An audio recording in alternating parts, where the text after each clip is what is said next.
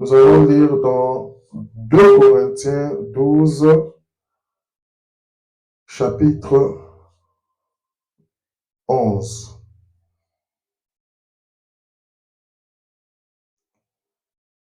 2 Corinthiens 12, chapitre 11.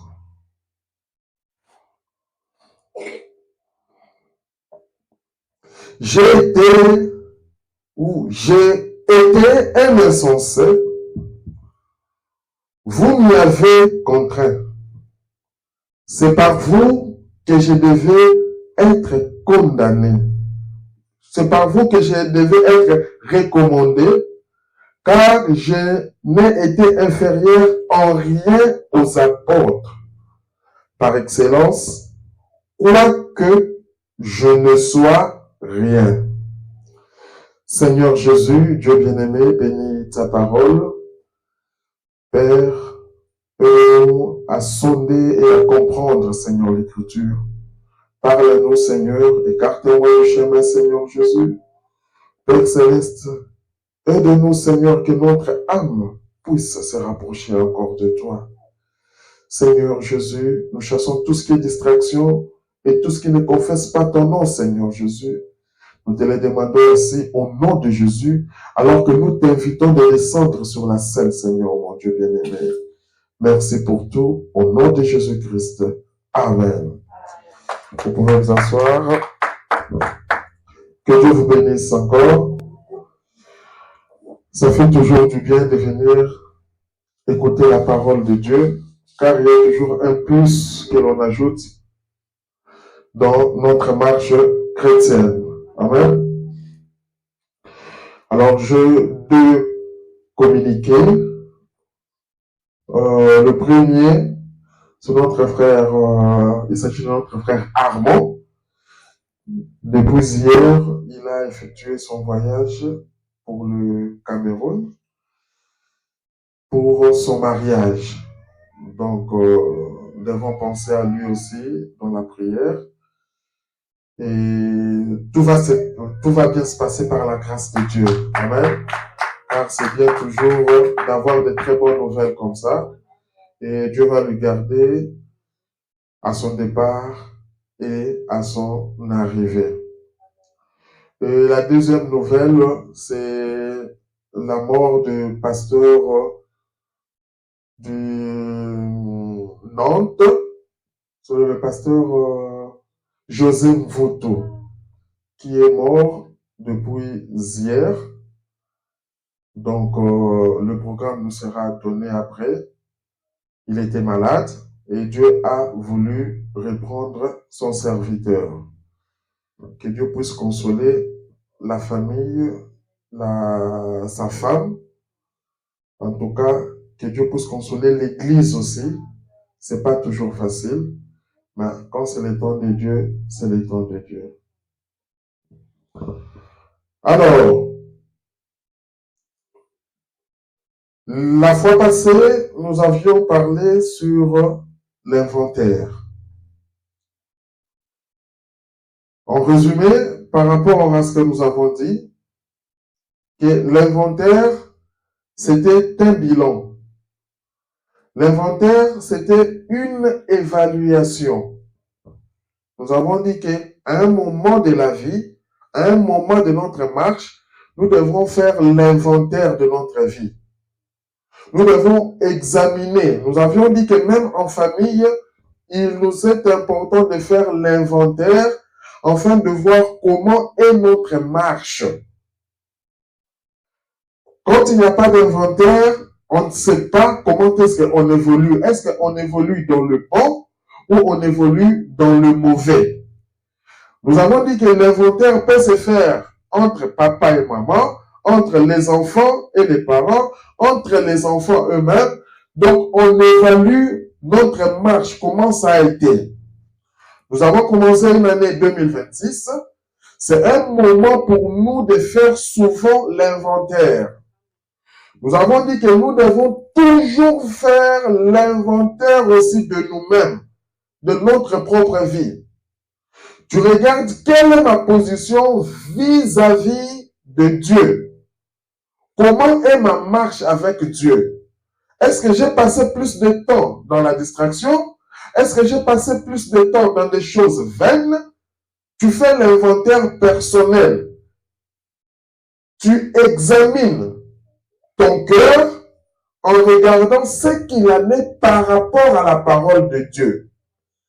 Nous avons dit que jugez-vous toujours en regardant en arrière et en faisant un inventaire pour voir les jarres de fruits que porte la vie que vous menez en ce moment ici.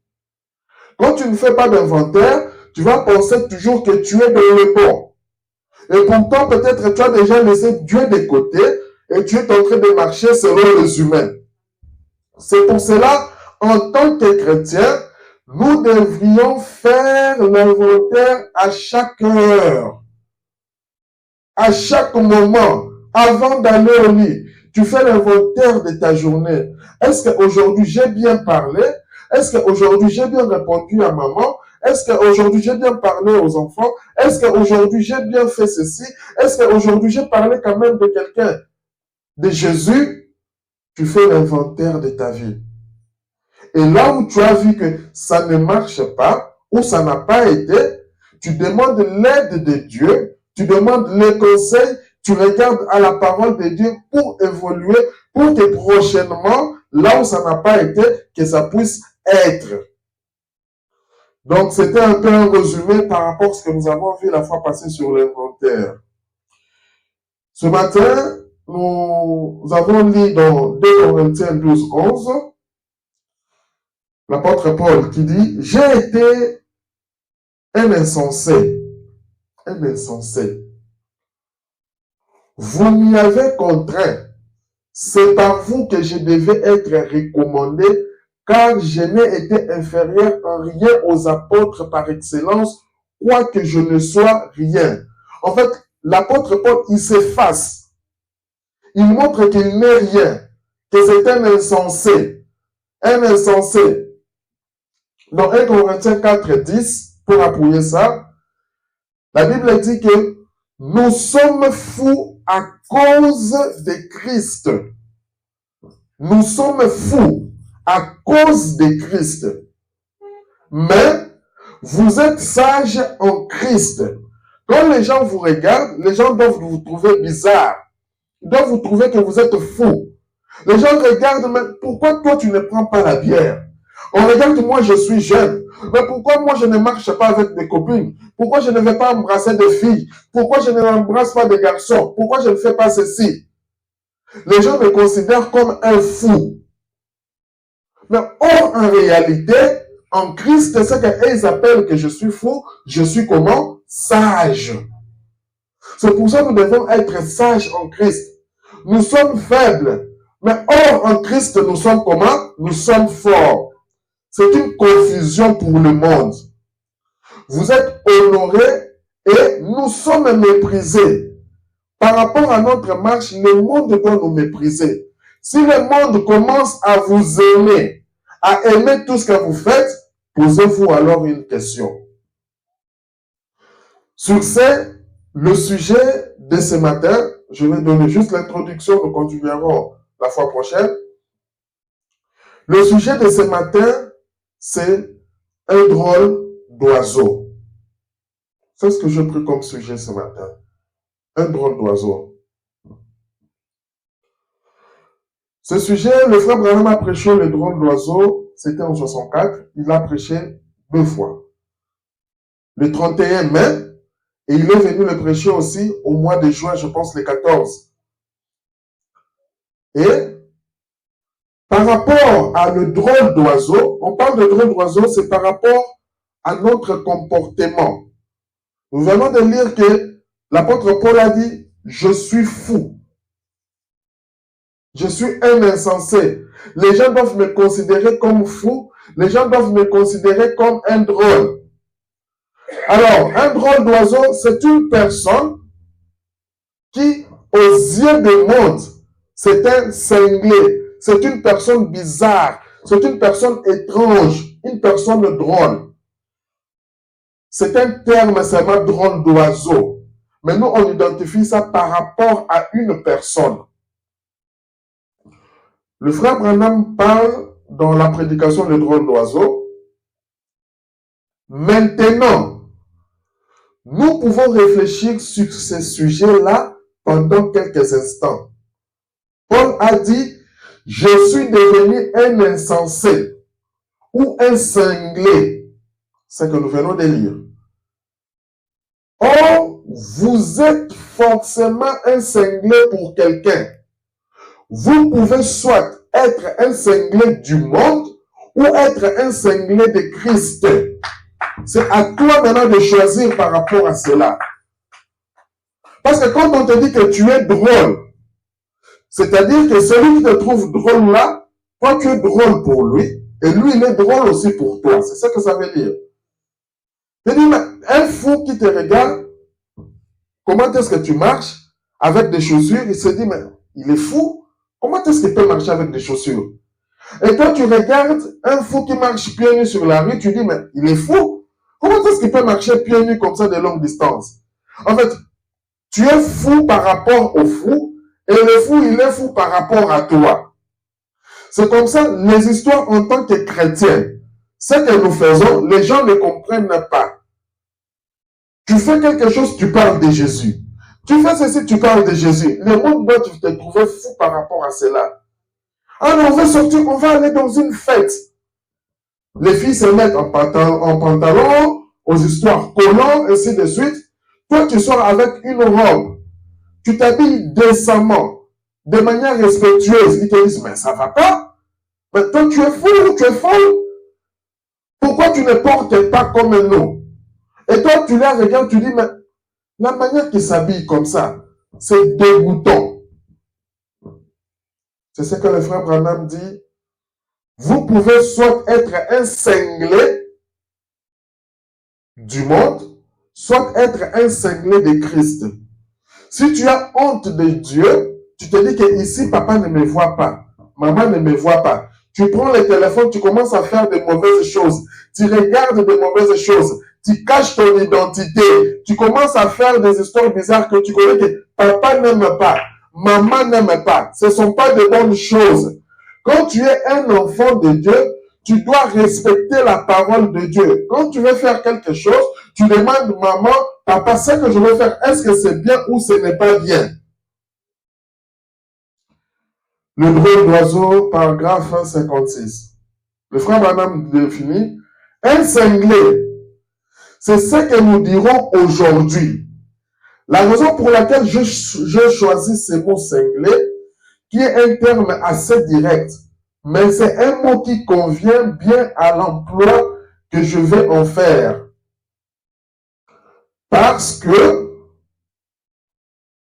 c'est ce qu'on dirait aujourd'hui dans le langage de la rue. Un vrai cinglé. C'est comme ça que nous l'appellerions. Quand tu fais des histoires bizarres, les hommes vont commencer à te juger, dire que lui c'est un cinglé. Comment est-ce qu'il se met? Il a un problème, il se met à prier. On lui informe que tu as deuil, tu as ceci, tu te mets, tu dis gloire à Dieu, merci Seigneur.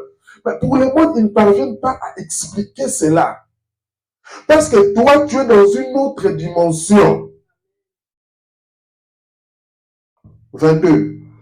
Vous savez, il y a tant de choses de nos jours qui font que les gens deviennent des drôles d'oiseaux.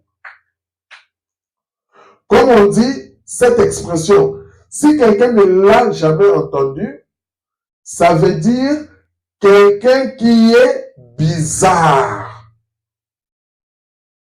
Quelqu'un qui est étrange. Quand tu fais des choses bizarres, je vais te dire, mais toi tu es un drôle d'oiseau. Comment est-ce que tu peux faire ça? Quelqu'un qui est étrange aux yeux d'un autre. Et sans doute que beaucoup d'entre nous sont étranges les uns pour les autres. Tu dois arriver à être étrange. Tu dois arriver à être bizarre. Quand les gens racontent de mauvaises histoires, quand les gens parlent de saleté, toi tu leur dis en tant qu'un enfant de Dieu, tu ne dois pas parler comme ça, tu ne dois pas agir comme ça, en tant qu'un enfant de Dieu. Les événements modernes rendus clairs par la prophétie. Donc, quoi qu'il en soit, sa mère savait qu'elle avait 2 œufs. Ici, le frère Branham nous donne l'exemple, une histoire qu'il raconte par rapport à un poulet, à un aigle qui avait 2 œufs. Et un œuf s'était retrouvé dans la basse-cour. Et cet œuf a éclos là-bas. Et cet aigle, comme il a éclos dans cette famille-là, il pensait qu'il appartenait à cette famille. Or, son origine, c'était un aigle. Mais comme personne ne lui avait dit, il se disait toujours que non, moi là où je suis, c'est que je suis une poule. Sa mère savait qu'elle avait 2 œufs et un seul était là. Elle est partie à la recherche de l'autre. Elle a décrit des cercles au-dessus de chaque. Elle a survolé tout le pays. Finalement, elle est passée au-dessus de la basse-cour. Elle a vu en bas, en train de suivre cette vieille poule. Elle s'est écriée, mon petit, tu n'es pas un poulet, tu es un aigle.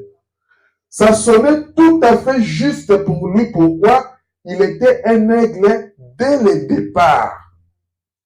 En fait, quand l'aigle là, la maman aigle survolait, elle a regardé, elle a dit, mais moi j'avais 2 enfants. Mais mon enfant là, je ne le vois pas. Et la mère aigle a commencé à chercher. Et un jour, il a survolé ou elle a survolé la basse-cour, là où il y avait les poules. Il regarde, la maman reconnaît son enfant. Il dit que c'est mon enfant. Et la maman a fait un geste, un cri. L'enfant a dit, je ressens une attraction par rapport à ce que cette maman est en train de faire. Mais la poule, tellement que ce n'était pas dans sa nature, la poule s'en foutait de tout. C'est comme ça, comme un enfant de Dieu. Quand tu es un enfant de Dieu, tu es né dans ce monde ici, tu penses que non, tout ce que je fais dans ce monde, c'est bien. Mais le jour où tu es en contact avec la véritable parole de Dieu, tu sens qu'il y a une attraction. Il y a quelque chose qui t'attire. Tu te dis, les pantalons là, c'est vrai, ce n'est pas bien. Les autres personnes ne peuvent pas comprendre ça. Mais toi, c'est ta nature, tu comprends cela. Et quand, le frère Branham dit, et quand un homme ou une femme a suivi des credos et une religion froide et formaliste, s'il est destiné à être un fils de Dieu, s'il est destiné, comme nous avons vu dans le scénario de Dieu, s'il est destiné à être un fils de Dieu, et qu'il voit la parole de Dieu prêchée dans toute sa puissance, et qui est Dieu qui la confirme, il est un aigle dès le départ. Et qu'est-ce que cette personne va faire? Il court vers elle. Aussi sûr que 2 et 2 font 4. C'est plus fort que lui parce que sa nature même aime la parole de Dieu. Quand tu es un enfant de Dieu, on te dit, voler ce n'est pas bien. Il faut obéir aux parents. Il faut faire ceci. Il faut respecter la parole de Dieu. Quand tu es un enfant de Dieu, tu sens en toi une attraction. C'est plus fort que toi. Peu importe ce que dit quelqu'un d'autre. Quand toi, peu importe ce que les gens, parce qu'il y a des gens qui peuvent toujours venir nous décourager. Les gens peuvent te décourager dans ta marche chrétienne. Les gens peuvent penser que tu es du n'importe quoi. Mais quand toi, tu sais où tu te tiens, peu importe ce que dit quelqu'un d'autre, quand il voit la parole de Dieu manifestée, il s'envole vers elle parce qu'il est un éclos. C'est pour ça, nous, quand on voit le message, on reconnaît la parole de Dieu, on s'incline et on court vers la parole de Dieu. Tu dis, Seigneur, je ne savais pas, pardonne-moi. Seigneur, moi j'ai été désobéissant, pardonne-moi. Seigneur, regarde ce que j'ai fait, ce n'était pas bien. Je demande pardon. Comme on les raconte, il a dit, maman, comment est-ce que je vais faire pour monter debout ici? Parce que l'enfant a senti une attraction. Le petit aiglon, il dit maintenant, comment est-ce que je peux faire? Et la mère aigle lui dit, tu n'as qu'à faire un saut et je t'attraperai. C'est pour ça l'aigle vole au-dessus. Toi, fais seulement un saut. Toi, abandonne-toi seulement à Dieu. Dis seulement, Seigneur, moi je m'abandonne à toi. Je viens à toi. Je vais te rencontrer. Lui-même fera le reste. Donc, le Dieu qui est riche en miséricorde. J'ai entendu une autre petite histoire semblable aussi à celle-là. Là, maintenant, il va nous raconter l'histoire de la poule toujours, mais du canard. J'espère que ça n'a pas l'air sacrilège au sujet d'un petit canard qui était né sous une poule. C'était toujours la même chose, une poule qui a couvé un œuf de canard. Il ne comprenait pas, il avait l'air bizarre. Dans le dessin animé, il y a même le vilain petit canard. Il ne fait que suivre la poule. Mais quand elle parle, elle fait poc, poc, poc, poc, poc. Mais tu verras la poule faire poc, poc, poc, poc, poc. Le petit canard se sentait un peu bizarre. Un drôle d'oiseau. Il ne comprenait pas la poussière et tout. Il jouait dans la basse-cour. Et ils étaient habitués en tant que des poules. Ils étaient en train de jouer dans la basse-cour. Mais un jour, la vieille poule a laissé sortir sa couvette derrière la grange et il a flairé l'eau. Parce que de nature, les canards aiment l'eau. Et un jour, la mère poule est passée, il a laissé ses enfants jouer un peu dans l'eau. Et parmi ces enfants-là, il y avait le petit canard. Eh bien, quand le canard a touché de l'eau, il a foncé vers de l'autre côté d'eau à toute vitesse. Parce que le canard dans l'eau, il est champion. Pourquoi? Il n'avait encore jamais été sur un étang. Il n'avait jamais été dans l'eau. Il restait toujours à côté de la poule là. Mais il était un canard dès le départ. C'est ce qu'on a dit par rapport à sa nature. C'est comme un chrétien. Ce chrétien, c'est pour ça, on ne condamne pas, comme on dit ici au Tabernacle des Ardennes, quelqu'un peut-être qui n'a pas encore eu l'occasion d'écouter la parole, tu lui dis déjà, tu iras en enfer. Tu iras en enfer, tu es une païenne. Non. Apporte la parole à cette personne-là. Et si cette personne-là avait la nature de Christ en elle, dès que cette personne-là entre en contact avec la parole de Dieu, cette personne va courir et il va oublier même la mère poule. Parce que sa nature, c'était la parole de Dieu. Tout ce qu'il lui fallait faire, c'est d'en prendre conscience. Aujourd'hui, en tant que chrétiens, prenons conscience de qui nous sommes. Tu n'es pas une païenne, tu n'es pas un païen. Prends conscience. Un jour, ce monde ici va disparaître. Un jour, nous allons mourir. Si Dieu tarde à venir. Prends conscience de qui tu es. Quand tu sais que je suis un chrétien, une chrétienne, vis conformément à la parole de Dieu. Passe ton temps dans la prière. Aie un temps de consécration. Si la parole de Dieu dit que ça c'est mauvais, laisse cela. Le mini-jupe ce n'est pas bien, laisse cela. Ne discute avec personne. Toi, essaie de vivre conformément à la parole de Dieu. Le Dieu qui est riche en miséricorde. Alors, après tout, dans l'accusation, nous sommes tous des drôles d'oiseaux. C'est ça le sujet, le drôle d'oiseaux. Nous sommes tous les drôles d'oiseaux, n'est-ce pas? Voyez-vous, Un croyant est un drôle d'oiseau pour l'incroyant. Et l'incroyant est un drôle d'oiseau pour le croyant. On se dit, comment est-ce que toi tu fais? Tu dois aller dans une fête.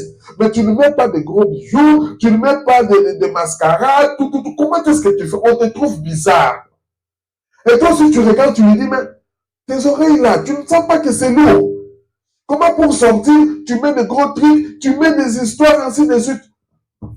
Tu es drôle pour lui, et lui est drôle pour toi. C'est ce que le frère Branham nous explique ici. Alors, le drôle d'oiseau, c'est qui? Vous voyez? Le cultivateur est un drôle d'oiseau pour un homme d'affaires. L'homme d'affaires est un drôle d'oiseau pour le cultivateur. Voyez-vous? Alors, finalement, c'est qui? Paragraphe 108. En Christ est l'agneau auquel Dieu a pourvu comme un sacrifice.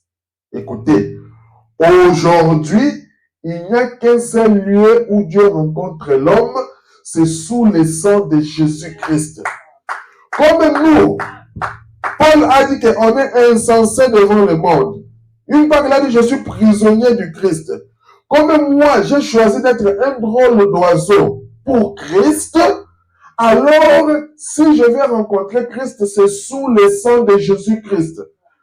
En tout autre lieu, c'est condamné. Dieu n'écoutera jamais ça. Jamais. Vous aurez beau produire des émotions de toutes sortes. Vous pouvez crier, j'ai senti bien la chair de poule, des ismes de toutes sortes, trembler, sauter, avoir du sang, du feu, la fumée et tout le reste.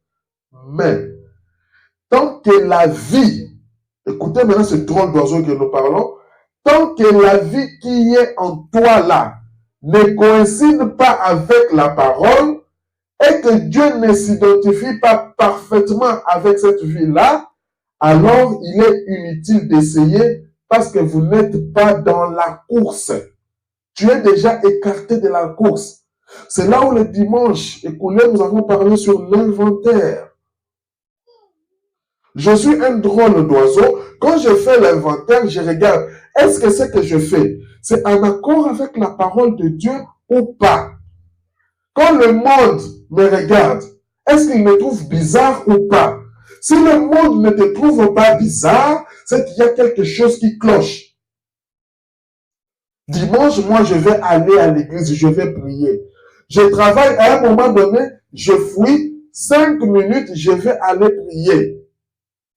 J'ai une pause, je prends 1 minute pour dire, merci Seigneur, tu m'as gardé jusqu'à présent. Seigneur, pense à mes enfants. Seigneur, pense à ceci. C'est comme ça que la nature d'un chrétien, nous devons vraiment fournir cet effort d'avoir cette vie de prière, cette vie de consécration.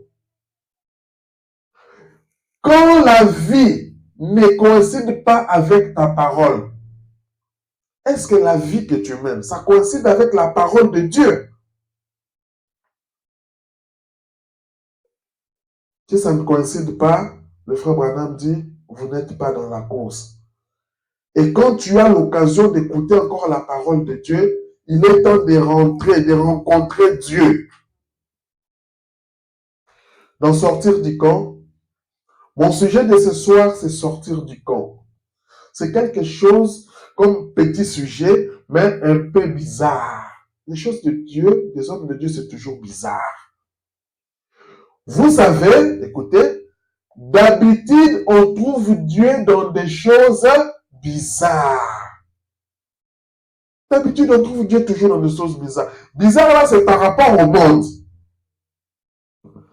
Le monde s'encroule tellement dans ses habitudes.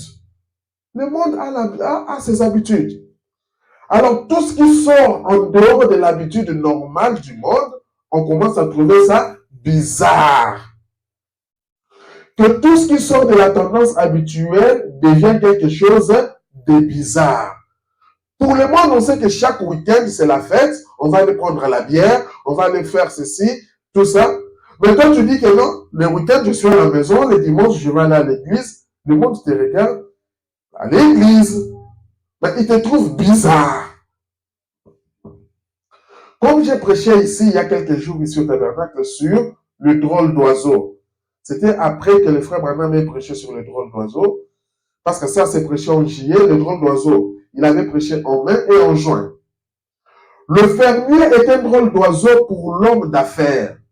L'homme d'affaires est un drôle d'oiseau pour le fermier. Écoutez, le chrétien est un drôle d'oiseau pour l'incroyant. Ainsi de suite. C'est comme ça. Il faut bien être le fou de quelqu'un. Nous allons lire ça. Il faut être le fou de quelqu'un. Paul, nous l'avons lu, il a accepté d'être le fou de Christ. Maintenant, il dit, alors, tout ce qui sort de l'ordinaire, vous devenez un peu comme un fou. Un drôle d'oiseau. Un fou. Par rapport à la tendance habituelle. On te dit, ah, tu n'as pas regardé ce qui est sorti aujourd'hui? Une mini-jupe là terrible. Ah, non, non, c'est canon. Toi, tu dis, ben, non, ne mets pas de mini-jupe. Le monde va te trouver bizarre. Ta propre vie, le monde doit te trouver bizarre par rapport à cela. Dans le 4e psaume,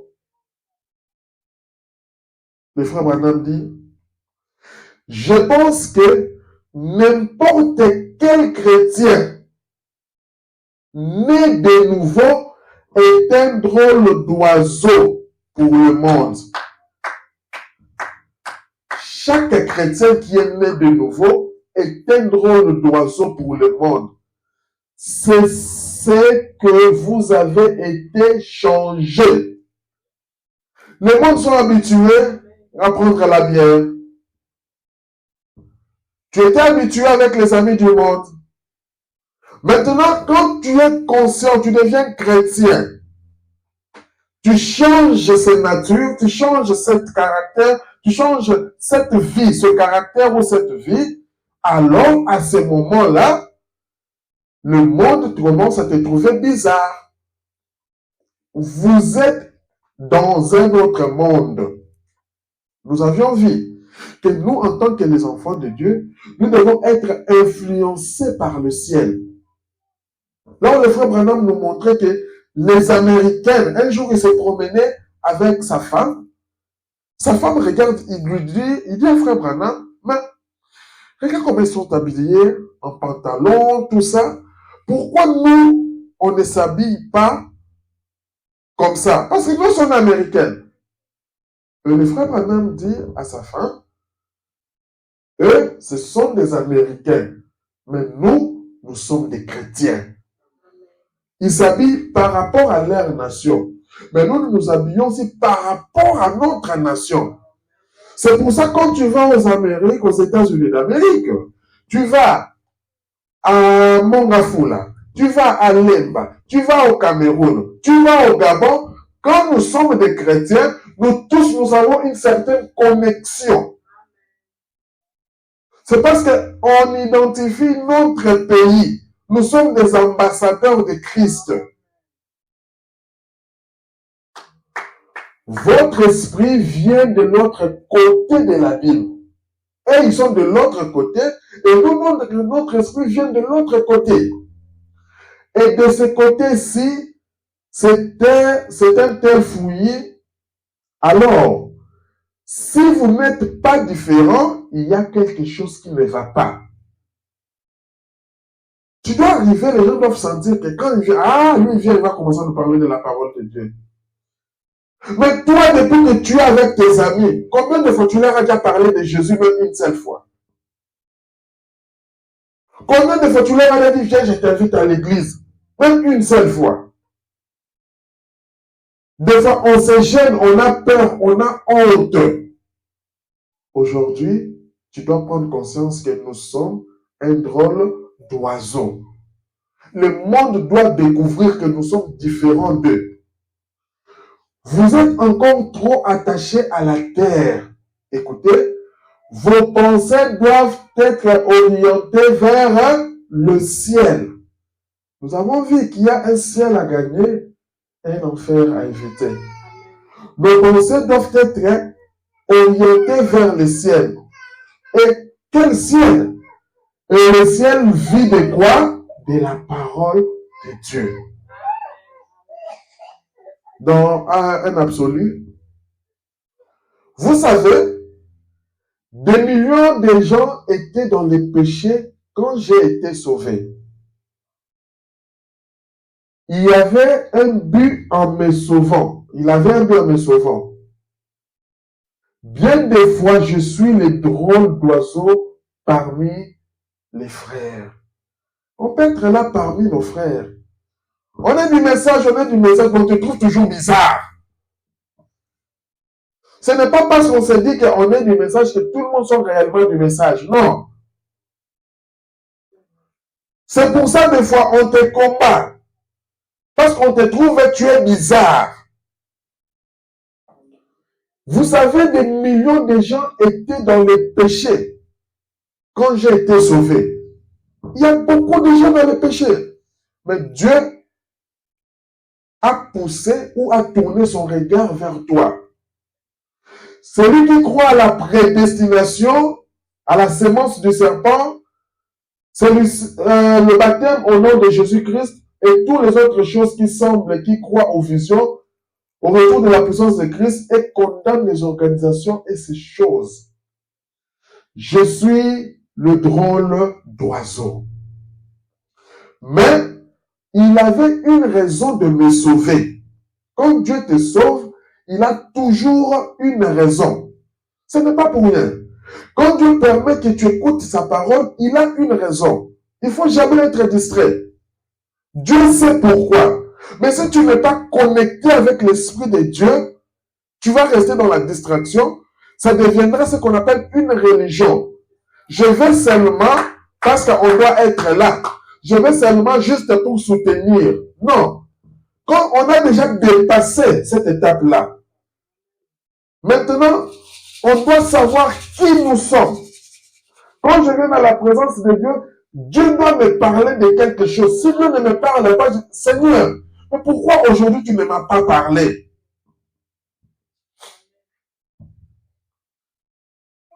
Il m'a sauvé alors que des millions d'autres étaient dans les péchés. Il m'a sauvé pour une raison quelconque. Si Dieu t'a sauvé, c'est pour une raison quelconque. Ta raison peut être différente de la mienne. Dieu sait parce que c'est un Dieu de variété. Il t'a sauvé, tu ne sais même pas là où tu te retrouves là, avec les amis là, avec les collègues là. C'est peut-être le but pour lequel Dieu a voulu que tu sois là. Mais est-ce que tu as déjà parlé de Jésus? Il y avait des hommes instruits. Il y avait des hommes intelligents. Il y avait des théologiens dans ce monde. Il y avait des évêques et des docteurs et tout. Mais il ne les a pas regardés. Il m'a sauvé moi. Il m'a sauvé pour une raison quelconque. Identification. Voilà ce que cela signifie aujourd'hui pour les gens. Ils entendent le message. Oui, on a un message. Nous avons le message de l'air. Un autre barbare, un autre exalté ou un fanatique religieux. Quand tu sors, oh non, le message, on te considère des barbares. On te considère des fanatiques. Je ne dis pas que les fanatiques religieux n'existent pas. Ils existent. Mais saviez-vous, on les appelle drôles d'oiseaux. Eh bien, écoutez, toute personne qui vit correctement est un drôle d'oiseau aux yeux de ce monde moderne. C'est impossible que tu vives par rapport à la parole et que le monde ne te trouve pas bizarre. C'est impossible. Il va vouloir faire ceci, tu dis non. En tant que les enfants de Dieu, on ne vole pas. En tant que les enfants de Dieu, on ne regarde pas de mauvais films sur le téléphone. En tant que les enfants de Dieu, on ne fait pas ceci. En tant que les enfants de Dieu, on ne fait pas cela. Nous sommes tous des drôles d'oiseaux, pour ainsi dire. Oh, excusez cette expression mondaine, mais c'est le seul moyen que je connaisse pour que vous saisissiez ce dont je parle. Voyez, c'est simplement quelqu'un de bizarre et singulier. Jésus était ce genre de personnes-là. Jésus était aussi un drôle d'oiseau. C'est pour ça même les pharisiens ne les comprenaient même pas. Raison pour laquelle même ils voulaient le faire tuer. Même les prophètes, le frère m'a même dit, les prophètes étaient ce genre de personnes. Ils étaient tous aussi des drôles d'oiseaux. Qui venaient dans l'âge quand tout devenait relâché, tout pensait bien, et les prophètes venaient et touchaient ces relâchements, faisaient ressortir toutes ces choses devant les gens, sans mâcher leurs mots. Aujourd'hui, ces gens-là, ces prédicateurs qu'on peut comparer aujourd'hui, ils peuvent vivre, mener une vie mauvaise. Quand tu te mets pour commencer à dire qu'en tant que prédicateur, nous devons être exemplaires, nous devons éviter la mauvaise vie, laisser les histoires d'appeler les femmes au bureau faire de mauvaises choses, laisser les mensonges, laisser ceci, alors ce genre de prédicateur, il te trouve que tu deviens bizarre. Il disait, le Dieu même que vous prétendez servir vous détruira. Ces gens-là qu'ils sachent que le Dieu qu'ils prétendent servir là les détruira. Parce que vous êtes éloignés de son programme. Au lieu d'évaluer, de faire l'inventaire de ta vie, tu dis non, celui-ci comme il parle de ça, combattons-les. En fait, tu commences à combattre la personne. En réalité, tu ne combats pas la personne, mais tu combats Dieu. C'est ça que la parole de Dieu nous dit que vous êtes déjà éloignés de son programme. C'est la seule voie par laquelle il peut vous sauver. Et ils sont toujours des drôles d'oiseaux. Quand tu restes fidèlement attaché à la parole, tu seras toujours un drôle d'oiseau. Il y avait un jeune Allemand ici. Le frère Branham nous raconte une histoire. Comment est-ce que quand tu prends conscience de qui tu es en tant que drôle d'oiseau, c'est que Dieu peut faire dans ta vie. Écoutons cette histoire. Il y avait un jeune Allemand qui travaillait dans une boucherie à Los Angeles. Il essayait constamment de conduire ce jeune homme hollandais à Christ. Lui, il travaillait quelque part. Et son souci, comme il était drôle d'oiseau, il voulait aussi conduire un homme à Christ. Aujourd'hui, tu parles à quelqu'un de Jésus, il fait semblant. Chaque jour, tu viens, tu le parles, il fait semblant. Mais ton souci, son devoir dans son cœur, c'était d'amener cette maman, d'amener ce papa, ce jeune homme à Christ. Il disait qu'il était un luthérien et que ça lui convenait très bien. C'est comme ça que les gens disent, oh, moi j'ai l'habitude d'aller à la messe. Non, j'ai l'habitude d'aller dans une église, déjà c'est bon, ça va. En fait, on devient juste des religieux. Moi, c'est bon, je pars déjà à l'église, c'est bon. Aujourd'hui, tu demandes à tous ces mondes, ils vont te dire ça. Non, le dimanche, moi, j'ai l'habitude d'aller dans mon église, c'est bon. Mais or, dans l'inventaire, on a vu qu'il faut même évaluer la qualité de la parole que nous recevons. Il était satisfait d'être un chrétien parce qu'il faisait partie de l'église luthérienne, comme il l'avait précisé. C'est comme ça qu'il disait. Moi, je suis de l'église luthérienne, voilà. Donc, un soir, le frère Troy a eu le privilège de l'amener à l'église. Un jour, le frère Troy qui travaillait avec ce jeune homme-là, il lui a dit, viens un peu quand même, on va quand même à l'église un tout petit peu. Et ils sont partis à l'église. Écoutez maintenant. Il s'appelait Henri. Donc le frère Troy a amené Henri où? À l'église. C'était un Allemand. Un Henri, en allemand, c'est Heinrich. On l'appelait donc Heini, pour couper court. Vous avez entendu cette appellation. Il a dit, Heini, ça te dirait d'aller à l'église avec moi ce soir? Il l'invite à l'église. Bon, l'autre il regarde, il dit, eh bien, il dit, bon, ça va, je crois que j'irai. Toi, tu m'embêtes chaque jour. Aujourd'hui, je pense que j'irai à l'église. Il est donc allé à une réunion à l'ancienne mode. Il était habitué à aller dans certaines églises, mais là, quand il est parti, c'était différent. Ils avaient une réunion de prière et il a été tellement repris dans sa conscience qu'il a donné son cœur à Christ. Ce jeune homme-là, quand il a écouté la parole de Dieu, il ne regardait pas qui était devant lui, mais il regardait la parole. Lui, il voyait que c'était Dieu qui lui parlait. Il a dit, non, Seigneur Jésus, je vais être ce drôle d'oiseau. Seigneur, je vais abandonner ces choses. Je vais abandonner ces pantalons. Je vais abandonner toutes ces choses qui ne font pas la parole de Dieu. Il a donné son cœur à Christ. Oh! Le lendemain, écoutez ce que ça fait. Ce jeune homme hollandais se réjouissait de temps à autre. Maintenant, il y avait une nouvelle joie qui était entrée dans son cœur. Il ne faisait que se réjouir. Il marchait dans les bâtiments. Il se retrouve dans son travail. Il part travailler, mais tellement la joie là, parce qu'il avait donné son cœur à Christ, il commence maintenant à faire quoi? Il marchait dans les bâtiments, les mains en l'air, en disant que Dieu soit loué. Merci Seigneur. Pour les gens, c'était bizarre. Tu vois seulement quelqu'un marche, oh que Dieu soit loué. Merci Seigneur Jésus. Alléluia. Merci Seigneur. Il est en train de penser à la parole qu'il a écoutée. Et cette parole a pris vie dans son cœur. À tel point que il attirait l'attention de tout le monde. Tous les travailleurs, et lui ne se rendait même plus compte par rapport à cela. Vous voyez, il est devenu un drôle d'oiseau pour toute l'équipe des bouchers. Parce qu'il travaillait dans l'équipe des bouchers. Il était devenu un homme bizarre pour cette équipe-là.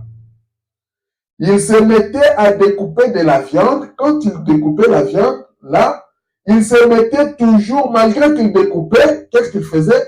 Il pensait au Seigneur. Et il se mettait à pleurer. Il déposait le couteau et faisait des va-et-vient dans les allées, pas comme un hystérique, mais juste dans un élan d'amour pour Christ. En disant, oh, comme je t'aime Jésus. Vous savez, en faisant les 100 pas, il était là, il coupe. Quand il pense vraiment à l'amour de Dieu, ah, Dieu a quitté le ciel. Il est venu mourir pour moi. Oh, merci Seigneur Jésus. Oh, merci Seigneur Jésus. Tu es là. Des fois, tu es un mécanicien. Tu travailles. Tu penses à Dieu. Ah, moi j'arrange vraiment ceci. Donc, Dieu comme je suis aussi, Dieu m'a façonné, je suis parfait selon le goût de Dieu. Oh, merci Seigneur Jésus. Là, tu as atteint un niveau que tu deviens un drôle d'oiseau. Alors, pendant qu'il faisait ça, le patron ou le responsable est arrivé. Qu'est-ce qui s'est passé? Le patron est arrivé et il a vu agir ainsi. Il marchait, il pleurait, le patron ne comprenait rien. Alors le patron, il n'avait même pas remarqué, le monsieur n'avait même pas remarqué la présence du patron. Il pensait tellement à Jésus. Il s'est mis à marcher les mains en l'air, les larmes coulaient de ses joues, et il disait, oh Dieu, comme je t'aime. Il marche, oh Dieu, comme je t'aime. Comme le patron venait là, et lui ne se rendait même pas compte qu'il y a le patron qui était là. Pour lui, c'était Dieu qui primait. Et le patron lui a dit, Amy, qu'est-ce qui a pu t'arriver? Tout le monde dans l'équipe en parle. Qu'est-ce qui a pu bien arriver à cet homme? Il n'était pas comme ça. Alors le jeune Hollandais a répondu, oh patron, oh gloire à Dieu, patron, j'ai été sauvé. Il a dit, tu as été quoi? Parce que c'était bizarre. Il dit, patron, j'ai été sauvé. Il ajoute, je suis allé avec frère Troy à une petite mission au tabernacle des Ardennes, une petite église comme ça. J'ai été sauvé. Jésus est venu dans mon cœur. Je suis tellement rempli d'amour. Il lui a dit, tu as dû aller, le patron maintenant qui lui a dit, ah, je comprends. Tu as dû aller parmi cette bande-là de cinglés là. Frère Branham utilise le mot en disant cinglés, c'est comme des écrous d'une voiture. Mais c'était cinglé. Il a répondu, oui. Il a dit, gloire à Dieu. Merci mon Dieu pour les cinglés là. Parce que s'ils n'étaient pas là, si cette église n'était pas là, je n'allais pas rencontrer Dieu. Vous savez, prenez une automobile qui circule sur la route et retirez tous les écrous, il ne vous reste plus qu'un tas de ferraille. Quand vous enlevez tous les pneus, tous les écrous, la voiture ne va même pas rouler. Et chez nous au pays, tu verras, on a mis ça sur les pierres. Et nous faisons la force. En tant qu'enfants de Dieu, nous comprenons aujourd'hui que nous devons être un drôle d'oiseau. Alors que nous tendons à la fin,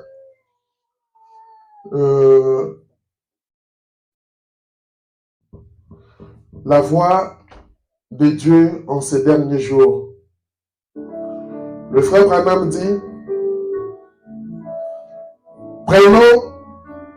disons encore 5 minutes rapidement.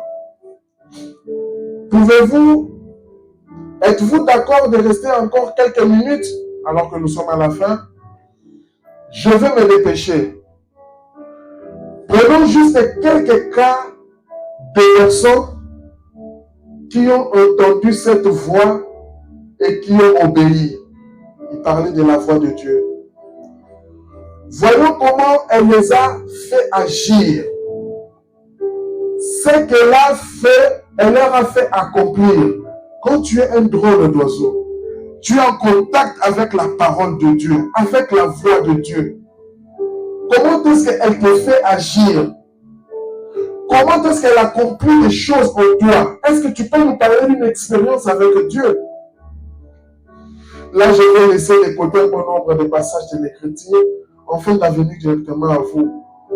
Voyons comment elle a transformé leur vie.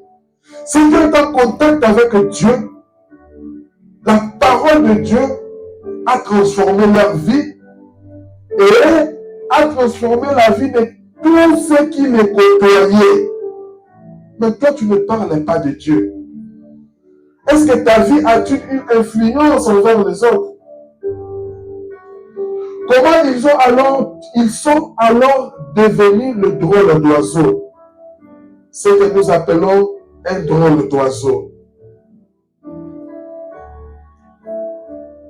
Tous les hommes qui ont cru en Dieu étaient toujours considérés comme des drôles d'oiseaux.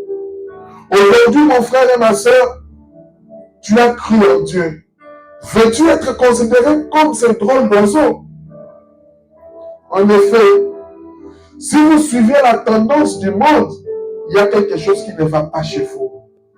Si toi tu veux toujours suivre comment le monde s'habille, comment le monde met des boucles d'oreilles, comment le monde fait ceci, il y a quelque chose qui ne va pas. Pour être un chrétien, il faut être nécessairement un drôle d'oiseau. Car tous ceux qui vivent pieusement en Jésus-Christ seront persécutés par le monde. Les gens vont commencer à se moquer de toi. Les gens vont commencer à te trouver que tu es une honte devant eux.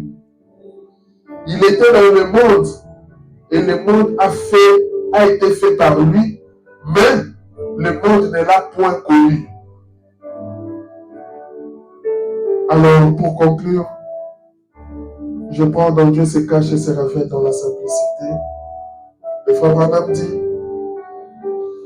presque tous les enfants de Dieu sont des drôles d'oiseaux. Vous voyez, ils le sont. Quand tu es un enfant de Dieu, sache que tu dois être un enfant, un drôle d'oiseau. Il dit, moi-même, je suis content d'être l'un d'entre eux. Alors, vous savez, comme ils sont différents de la tendance moderne de la civilisation, ça fait qu'ils sont bizarres et étranges. Ne regardons pas à la civilisation actuelle, mais regardons la parole de Dieu.